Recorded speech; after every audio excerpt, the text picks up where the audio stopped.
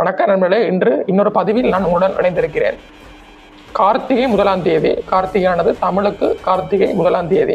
இந்த மாதத்தில் சோமவாரம் மற்றும் கார்த்திகை தீபம் போன்ற விரதங்கள் காணப்படுகின்றது. இந்த வாரத்தில் தான் ஐயப்ப விரதமானது ஆரம்பிக்கப்படும்.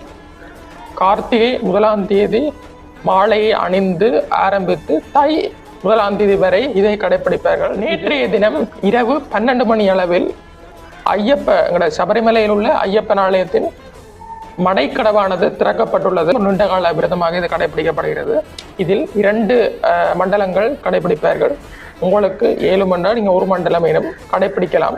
2 மண்டலங்களிலும் மாலைகள் அணிவார்கள். துளசி மாலை, ருத்ராக்க மாலை மற்றும் மஞ்சள் மாலை. இது இந்த 3 மாலையும் சிவனுக்கும் விஷ்ணுவுக்கும் உரியது.